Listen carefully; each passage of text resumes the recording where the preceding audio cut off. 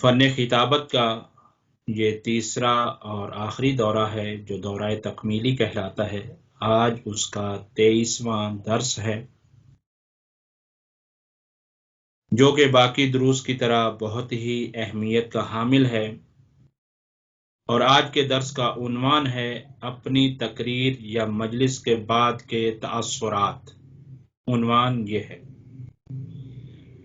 گو کہ اس سے پہلے چند چیزیں بھی ضروری ہیں کہ تقریر کو ختم کہاں کرنا چاہیے، الفاظ کس طرح سے ہونے چاہیے، کتنی دیر تک پڑھنا چاہیے، یہ بھی اہم باتیں ہیں۔ بہرحال یہ ہے کہ یوں سمجھ لیجئے کہ آپ نے تقریر مکمل کر لی اور آپ اپنے پروگرام سے فری ہو کر واپس اپنے گھر پہنچ گئے۔ اب اس کے بعد خطیب کو جو کام کرنا ہے وہ بہت ہی اہم ہے۔ وہ یہ ہے کہ وہاں پر ہزاروں لوگوں نے آپ کی تعریف کی یا کسی نے اعتراض کیا، وہ سب اپنی جگہ پر، لیکن ہمیں چاہیے کہ ہم اپنی خود ارزیابی خود بھی کریں کہ ہم نے کس طرح سے تقریر کی ہے۔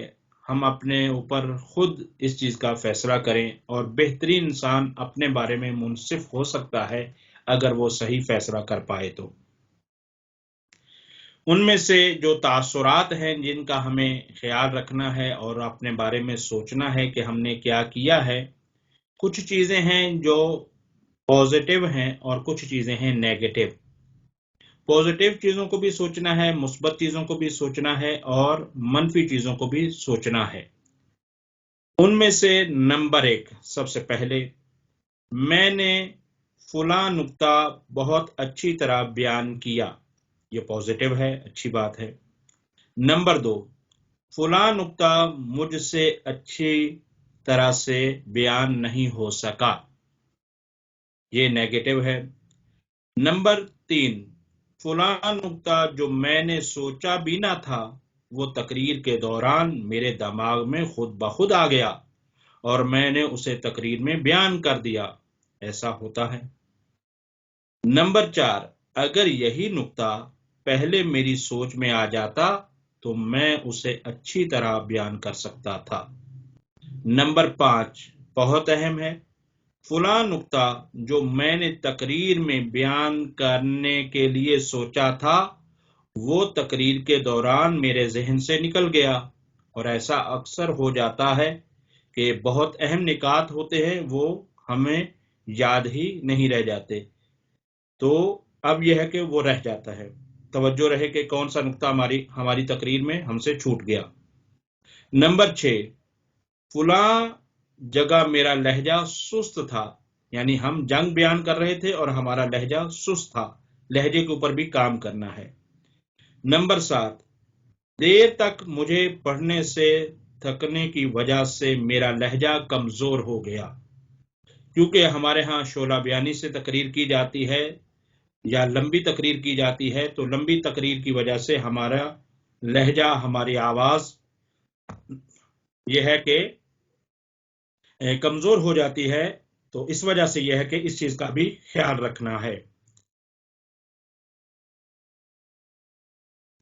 اب یہ ہے کہ اسی طرح سے اگر تقریر لمبی کی جائے تو اس کا بھی اثر پڑتا ہے، لہٰذا اس چیز کا بھی خیال رکھیں۔ مناسب وقت جو ہوتا ہے مقرر کے لیے وہ 40 سے 45 یا 50 منٹ کا ہوتا ہے۔ اس سے زیادہ تقریر لمبی کرنے سے خود بھی بندہ تھک جاتا ہے اور مجمع بھی تھکاوٹ کا احساس کرنے لگ جاتا ہے۔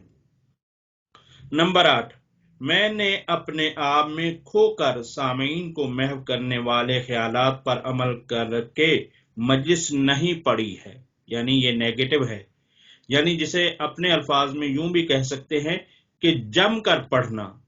تو میں نے جم کر مجلس نہیں پڑھی، بس ایسے ہی پڑھ دی کہ پڑھتا چلا گیا، مجمع نے توجہ کی نہیں کی، بس جو بھی ہے، تو یہ کہ جم کر نہیں پڑھی۔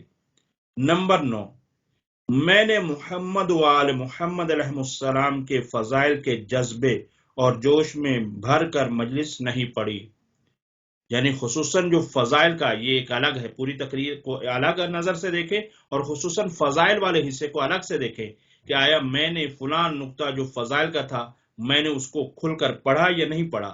وہ جنگی انداز کا نقطہ تھا، میں نے جنگی انداز میں اس کو پڑھا یا نہیں پڑھا، تو خیر اسی طرح سے۔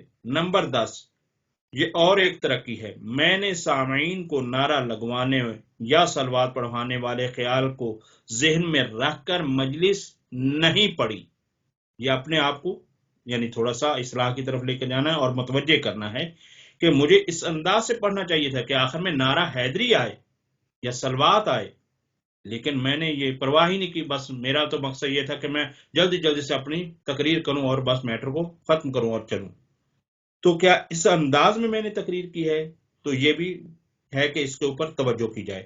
نمبر 11، میں نے سامعین کو، یہ بہت اہم ہے اور یہ مجلس کا بہت اہم حصہ ہے، میں نے سامعین کو خوب رکت کرانے والے خیال کو دل میں رکھ کر مجلس یا تقریر نہیں کی ہے۔ یعنی میں نے مصائب تو پڑھا، لیکن یہ دل میں خیال نہیں رکھا کہ میرے الفاظ رکت آمیز ہوں، میرا لہجہ رکت آمیز ہو، اور میری تقریر کا یعنی ما حاصل آخر میں جو مصائب ہوتا ہے وہ ویسا نہیں تھا کہ جیسا ہونا چاہیے تھا۔ یہ میں خود اپنی ارزیابی خود کرنا چاہتا ہوں اور کرنی چاہیے۔ اگر تھا تو بہت ہی اچھی بات ہے، فابہہ، اور اگر یہ چیزیں نہیں تھی تو انسان اس کے بعد متوجہ ہو اور ان چیزوں کا خیال رکھ کر وہ تقریر کو بیان کرے۔ بہرحال اسی طرح سے بہت سارے تاثرات ہیں، لیکن یہ خصوصاً 11 جو تاثرات بیان کیے گئے ہیں، یہ اپنی تقریر کے بعد خود ہمیں اس چیز کا خیال کرنا ہے اور اس چیز کے تاثرات کو گنتی میں اور چن کر دیکھ کر ہمیں اپنی تقریر کرنا ہے۔ تو بہرحال یہ ہے کہ اپنی تقریر کو صحیح طریقے سے کامیاب یا ناکام کا فیصلہ پبلک اپنی جگہ پر کرے، لیکن خود ہمیں بھی فیصلہ کرنا ہوگا۔ اور پھر اسی طرح سے خلاصہ یہ ہے کہ آپ اپنی تقریر کے آخر میں ایک جملہ یا 2 جملے ضرور لکھیں گے کہ آپ کی مجلس کامیاب رہی یا ناکام رہی، یہ بات، اور کامیاب رہی تو کیوں رہی اور ناکام ہوئی تو کیوں ناکام ہوئی۔ بے شعور خطیب نہیں ہوتا جس کو یہ بھی پتا نہ ہو کہ میری مجلس کیوں کامیاب ہوئی، میری مجلس کیوں ناکام ہوئی۔ ٹھیک ہے، بعض دفعہ یہ ہے کہ مجلس ہماری بہت بلند و بالا ہو جاتی لیکن ہمیں پتہ ہی نہیں کہ کس وجہ سے ہوئی ہے۔ تو یہ بھی ہمیں اپنا تاثر ظاہر کرنا ہے اور اسی بنا پر ہمیں اپنی تقریر کا فیصلہ بھی کرنا ہے۔ یہ ایک کامیاب خطیب کے پاس اس کے فن خطابت کا ایک فن ہے۔ خداوند متعال سے دعا کرتے ہیں رب ذوالجلال ہمیں تمام تر جو حقائق اسلامیہ ہیں اور ضروریات مذہب و ملت ہے، ہمیں سب کو صحیح سمجھنے اور اس کو پورا کر کے اپنے اوپر عمل کر کے دوسروں تک پہنچانے کی توفیق خاص عطا فرمائے۔ والسلام علیکم ورحمۃ اللہ وبرکاتہ۔ سید جاوید نقوی، قم المقدس۔